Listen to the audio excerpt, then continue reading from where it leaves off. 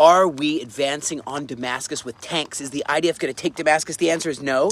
But what is happening is that Bashan Arrow, that's Bashan, the land of Bashan, Og of Bashan, the giant.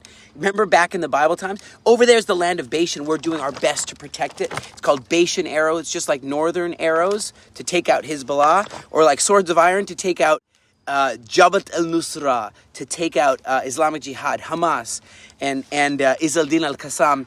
These enemies are everywhere, and Syrian's dictatorship has fallen, which in one way it's good, but we realize all these weapons, there's hundreds and hundreds of caches of weapons, and so Israel's been striking 350 Syrian military targets, neutralizing key strategic weapon stockpiles, and they're dangerous. You don't give these weapons to ISIS or the Taliban, or even Jabhat al-Nusra. No, you got to be able to take the necessary action, and that's what we're doing. But guess what?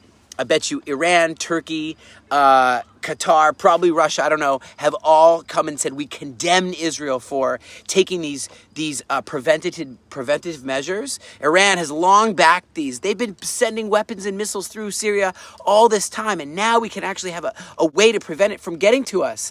And so Turkey illegally occupied northern Syria, took out airstrikes on the Kurds. These poor Kurds, the Kurdish people, man, their story is rough.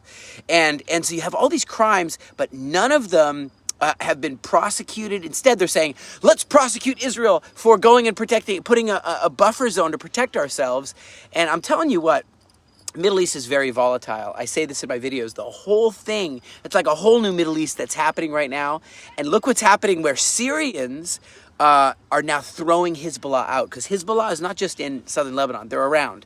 They make their rounds, okay? They're throwing them out. They're chanting, with fire and with blood, we will expel Hezbollah.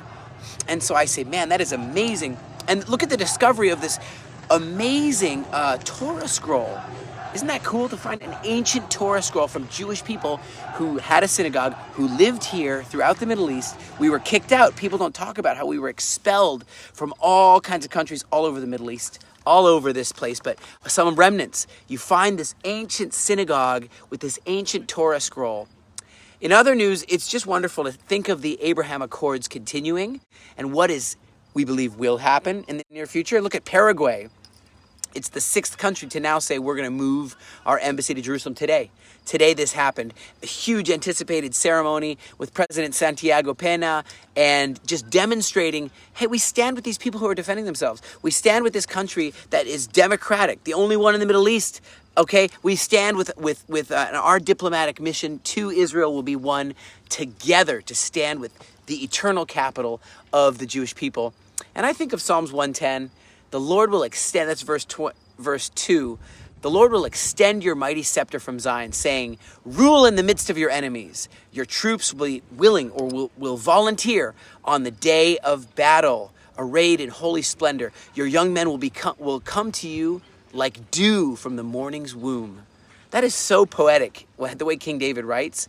But I love his challenges to just be strong and take heart, hope in the Lord, no matter what you're facing. Guess what? We're going to get through this. We're going to get through this together to the future. It's prophesied in the Bible. When you go inside, you have a real surrounding family that takes care of you. And me. And he doesn't just make the coffee. I'm included. That's right. They eat together as lone soldiers. They talk about the life, the struggles, being without parents, but having each other and having the land of Israel and having the Bible and having faith. This is how they are here, and from all kinds of different units, of course. And when they come here, this is like the living room, they really kind of discuss stories of making the journey, Aliyah journey, the Aliyah to Israel. They discuss together their dreams. They look at these people as inspiration, how they came from the Holocaust. This is actually outside the Holocaust, just having left the Holocaust on their way to the Promised Land, on their way to a interim camp. But these people are not in an interim camp. They're in the homeland Israel, and that's why we support so many lone soldiers. Thank you so much for your support and all the equipment that you've gotten us until now, but we still need a whole lot more. We need night vision stuff. We need drones, because as you can see here in Gaza, there's still a lot of work to be done.